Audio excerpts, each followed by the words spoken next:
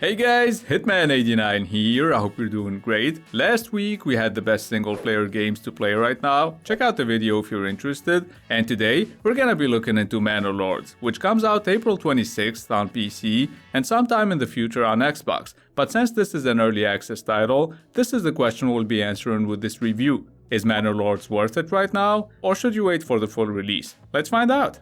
On this historically accurate medieval city builder, you get to create your own banner using these options. So obviously, I went with the underwear logo, and to keep it 100, I named my character Lord Small Penis. Anyway, I started dispatching my villagers, giving them tasks and stuff to do so we could have our small village up and running. I was still learning the basics, but I felt like I did alright. I mean, until two groups of raiders attacked. I didn't have a single soldier ready, so they massacred everyone and they burned the village to the ground. After that, I started a new game and recruited soldiers and mercenaries ASAP, so my second run went great. Keep in mind, since this is a realistic city builder, resources have to be physically moved and people don't just spawn from buildings. Whether it's workers or soldiers, those are the same people that live in your village. You also need to either have a bunch of blacksmiths to make enough armors and weapons, or just place your order at the trading post and wait for the medieval version of the Amazon guy to show up on his horse 30 days later. Yeah, you better not be in a hurry, cause everyone will die before your weapon delivery comes in.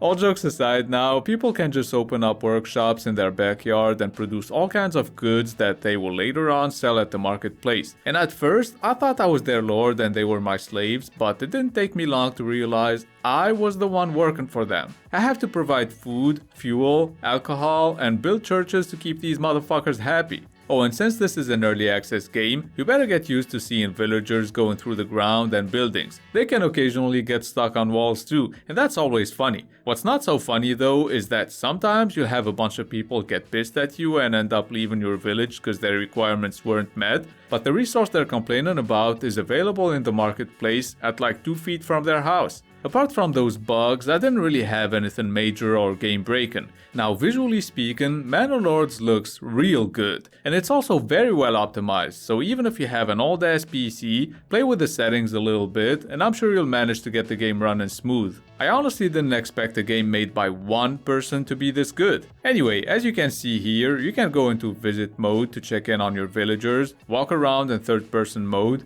and go through people and animals cause you're basically a ghost. Yeah, this isn't Mount and Blade 2 Banner Lords, so you can't just get on your horse and fight like a real man. Speaking of which, the combat sucks dick. Not really, but all those YouTubers made it sound like this was gonna be the total war killer, and that's simply not true. This is a city builder with a little bit of combat, so know what to expect or you'll be disappointed.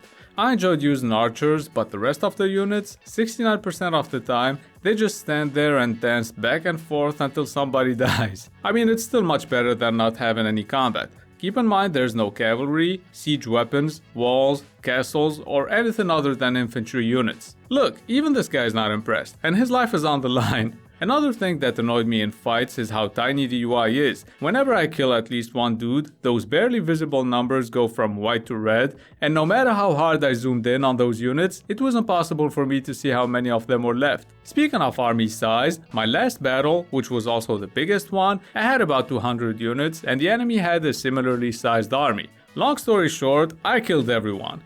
Well, except this guy, cause my blind ass archers kept on missing him. He just walked around and somehow dodged all the arrows, so I had to wait until my swordman showed up and stabbed his ass. In all seriousness now, Manor Lord's biggest problem right now is the lack of content. There's only one map. I mean, okay, you start in a random region every time, but it's still the same map. Also, there's no campaign whatsoever, just a sandbox mode with no AI present on the map. You get attacked by raiders every couple of years and the other king is off the map, so you only get to see his army when you declare war on him and he sends his troops to the designated battlefield. Diplomacy is currently very limited as well, you only have a couple of options to pick from. By the way, the second I declared war on this pussy-ass king, he kept on spamming me to sign a peace treaty and let him keep his territory. Seriously, he acted like I broke up with him, sending me letters every 2 minutes and shit. No, but for real, tons of features have yet to be added, so you'll see work in progress and locked in early access pretty much everywhere. Is Manor Lords fun though? Hell yeah! Every time I play this game, I lose track of time and end up sitting on the computer the whole day, micromanaging my regions and making sure nobody starves to death. I think it's time to move on to the verdict. Manor Lords looks great, it's extremely enjoyable to play, and it's got so much potential. But right now, in terms of replayability, it's quite limited.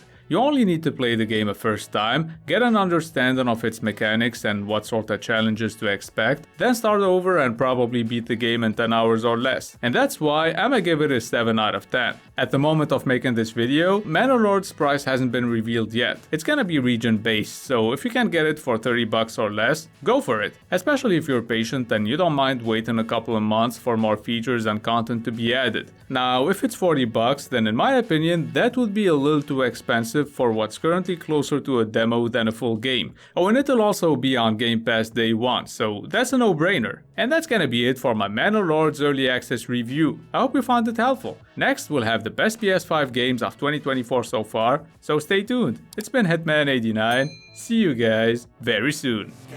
I will not stop, I am prepared to get to the top, yeah, you must be rare. God, I'm like, hey